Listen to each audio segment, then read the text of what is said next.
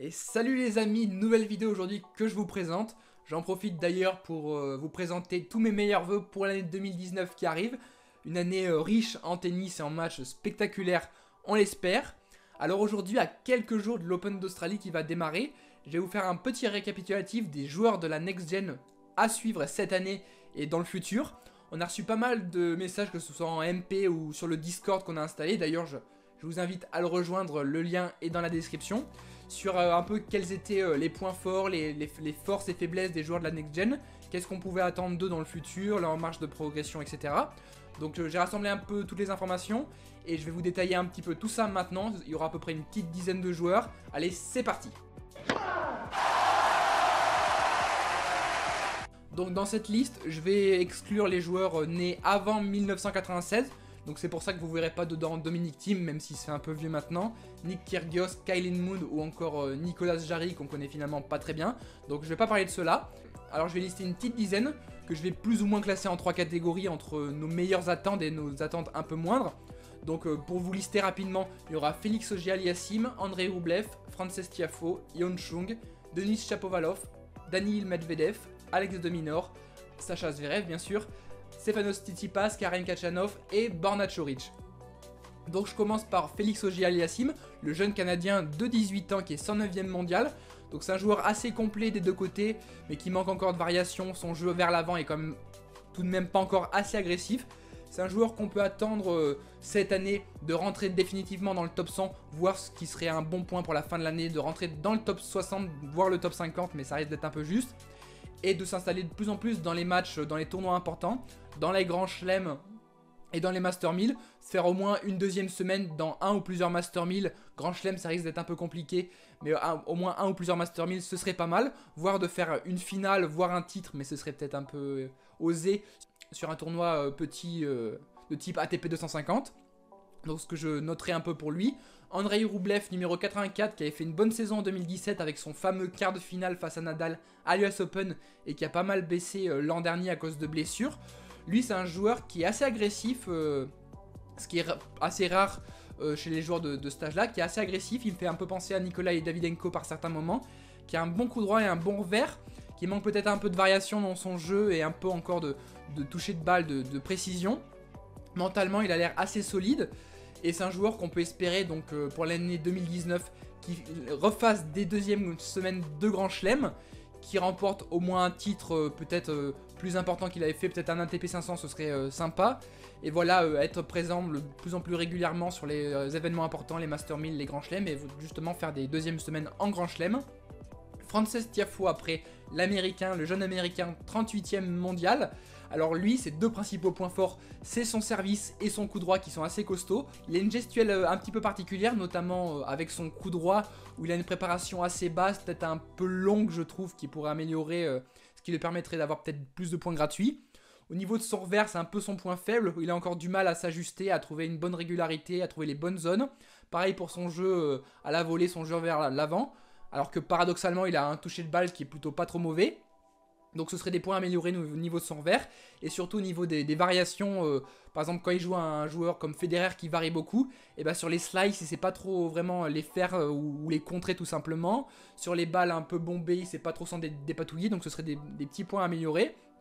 Et lui, ce qu'on peut espérer pour cette année 2019, c'est continuer à être régulier dans les événements importants, regagner un tournoi comme il l'avait fait l'an dernier à Del Rebic en début d'année, et commencer à faire des deuxièmes semaines dans les grands chelems et dans les Master 1000, mais principalement dans les grands chelems sur dur, le dur qui est sa surface de prédilection. Donc on pourrait espérer un huitième voire un quart, vraiment si on est très optimiste, mais des huitièmes de finale par exemple en Australie ou à l'US Open, ce serait assez sympa. Après pour le sud-coréen Yeon Chung, qu'on devrait peut-être plus prononcer Chung Yeon avec le prénom à la fin, qui est 25e mondial. On l'a pas vu beaucoup en 2017 et finalement il a pas trop baissé au classement parce que la majorité des points de l'année, il les a concentrés sur les 3 premiers mois de l'année. Donc lui c'est vraiment un joueur de fond de cours pur et dur, un défenseur solide en coup droit et en revers, mais vraiment avec pas un coup forcément tranchant qui ressort. Le gros point amélioré, ce serait son service. Il y a un service qui est vraiment mauvais, il se fait agresser sur toutes les deuxièmes balles et après ça fait qu'il joue principalement en défense. Donc ce serait un point amélioré, et être plus dans le jeu d'attaque que dans le jeu de défense. Ça avait marché en Australie l'an dernier quand il avait fait sa demi-finale, mais ça risque de moins bien marcher s'il veut vraiment atteindre le top 15, voire le top 10 mondial. Donc on espère cette année qu'il refasse des bonnes choses dans les tournois majeurs, notamment en Australie et à l'US Open, les tournois sur dur qui le réussissent bien. Refaire des bonnes performances dans les Master 1000. Donc s'il pouvait refaire peut-être un 8e ou un quart de finale en Australie sans faire forcément une demi-finale et faire après régulièrement des 8e ou des quarts dans les Master 1000, ce serait bien. Sachant qu'il a gagné qu'un seul tournoi dans sa vie, c'était le Masters des Next Gen pour la première édition en 2017, mais finalement il n'a pas vraiment gagné de tournoi classique. Donc ce serait un bon point s'il pouvait en remporter un. Donc voilà ce que je pourrais dire sur ces 4 joueurs sur lesquels on mise peut-être des attentes un peu moindres. Après les 3 suivants, je vais commencer par Denis Shapovalov, le Canadien qui nous avait impressionné quand on l'avait découvert en 2017, où il avait eu à la fin de l'année le trophée de la révélation de l'année, en sortant notamment Nadal et en faisant sa demi-finale à Montréal. Donc ce Canadien numéro 27e mondial, qui a un gaucher, qui est le seul même gaucher on peut dire de cette liste de joueurs de la Next Gen, avec son très beau revers à une main. Lui c'est un joueur, un petit peu comme Tsitsipas, je vais le détailler un peu plus tard. Ça peut être lié à leur revers à une main qui souvent favorise le jeu vers l'avant. C'est un joueur assez agressif, avec un bon coup droit, avec pas mal de volume dans son coup droit, il trouve des bonnes zones, il a un coup droit assez lifté. Il a un revers aussi qui est assez lifté, ce qui est assez rare pour les joueurs de ce âge-là. C'est un joueur assez agressif, qui n'hésite pas à jouer vers l'avant, souvent à monter à la volée. Il a d'ailleurs une volée qui est assez bonne. Par contre, là où il est encore un peu friable, c'est mentalement.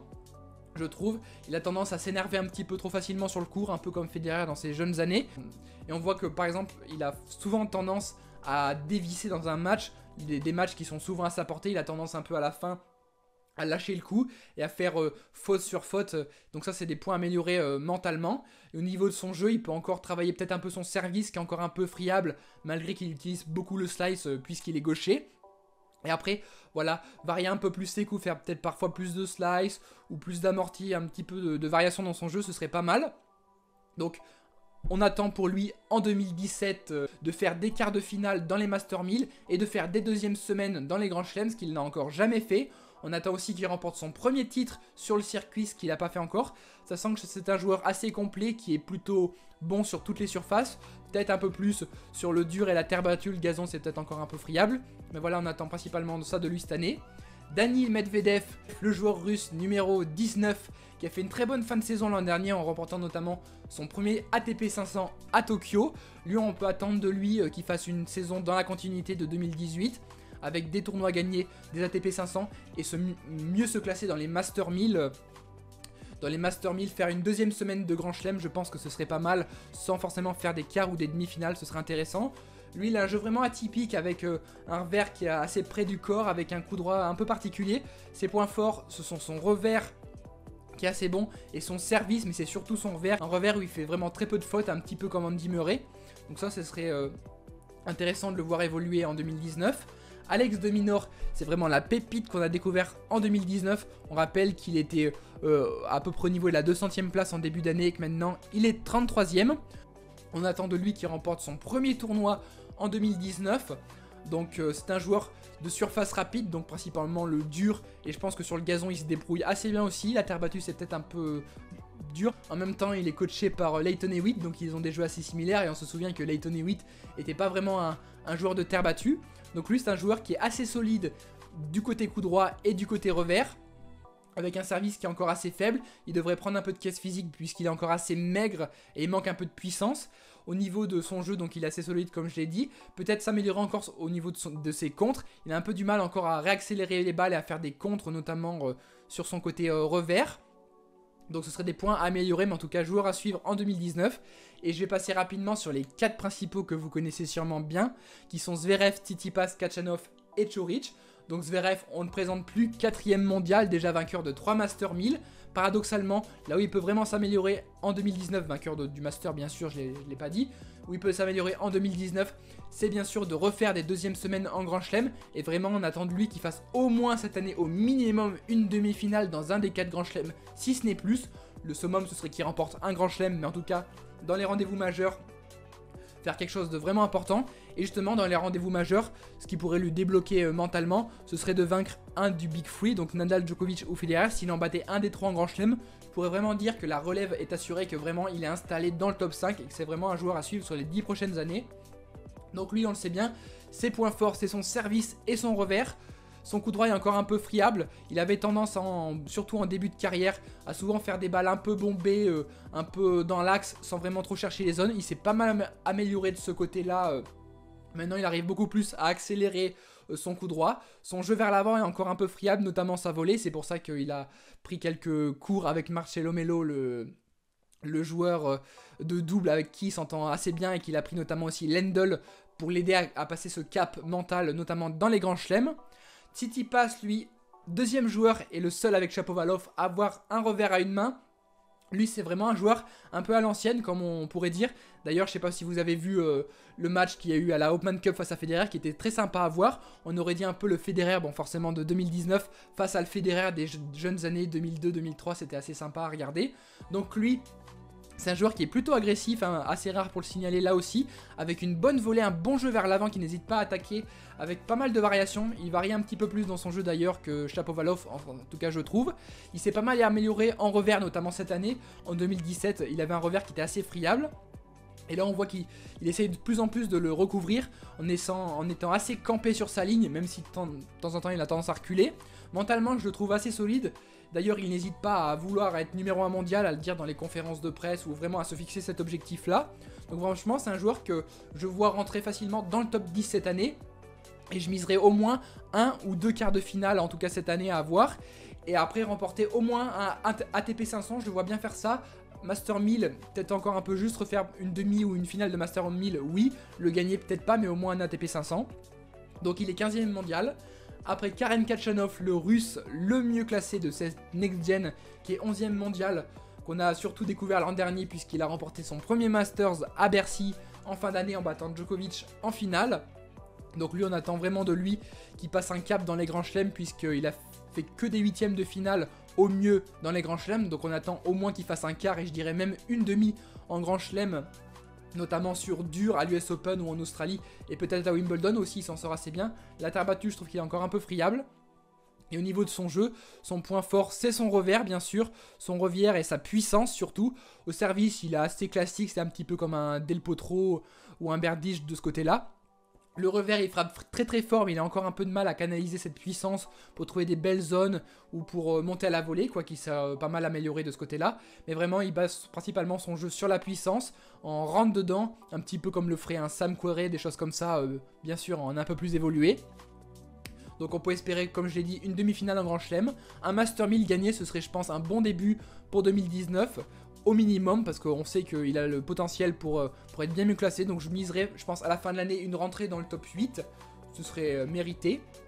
Et le dernier joueur de cette next gen, c'est Borna Coric, le sosie un petit peu de Djokovic, le croate, qui est 12e mondial, qui s'est surtout révélé l'an dernier, tout d'abord avec une très bonne tournée américaine, avec demi et quart de finale à Indian Wells et Miami, et surtout avec sa finale à Shanghai.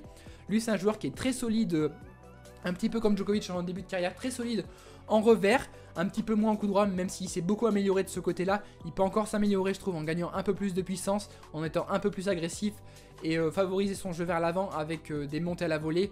On le dit jamais assez, je le dis beaucoup, monter à la volée, être le plus agressif, mais on voit que c'est quelque chose qui marche de mieux en mieux, notamment on l'a vu avec Federer en 2017, qui a vraiment regagné en étant beaucoup plus agressif qu'avant. Donc lui, on espère pour lui refaire une finale de Master 1000, voire gagner un Master 1000, ce serait bien. En Grand Chelem, s'il fait des quarts de finale, je ne vois pas faire plus que des quarts de finale. Ce serait, je pense, assez sympathique. Donc voilà principalement ce que je veux dire. Donc si on résume un peu globalement, cette next gen en 2019, faudrait qu'elle gagne au moins 2 ou 3 Master 1000, qu'elle fasse des demi en Grand Chelem, des finales ça risque d'être un peu compliqué, mais des demi en Grand Chelem, et qu'après elle gagne des ATP 500, 250, un peu à l'appel. Et si je devais me projeter, me mouiller un peu et voir aller, admettons, en 2022, et bah je dirais qu'en 2022, Nadal et Federer ont arrêté leur carrière, mais bon ça c'est pas le sujet. Je dirais que Zverev aura remporté 3 grands chelems, que Khachanov et Tsitsipas en auront remporté 1, que Coric en aura pas remporté mais qu'il aura fait une finale de Grand Chelem. Après, Shapovalov et De Minaur auront gagné 1 ou 2 Master 1000 chacun, mais n'auront pas gagné encore 2 grands chelems. Et pour les autres, je les vois faire des beaux résultats, mais pas de la trempe. Peut-être un Tiafoe ou un Chung, s'ils sont vraiment bien améliorés dans leur jeu, gagner un Master 1000, mais au-delà de ça, je ne vois pas d'ici quelques années, en tout cas dans l'immédiat. Donc en tout cas, voilà ce que je peux résumer principalement pour ces joueurs. Dites-moi en commentaire ce que vous pensez, si vous pensez que j'ai oublié des détails, notamment dans leur jeu, que j'ai pas assez détaillé ou quoi. N'hésitez pas à spammer la barre de pouces bleus, ça nous fera plaisir pour le référencement de la vidéo, comme ça les gens en sauront un maximum pour ceux qui connaissent pas très bien les nouveaux joueurs qui arrivent dans le tennis à partir de cette année et pour les années futures. N'hésitez pas à vous abonner toujours à nos réseaux sociaux, Twitter, Instagram, Facebook. Et moi je vous dis à la prochaine pour une nouvelle vidéo. Allez, ciao ciao.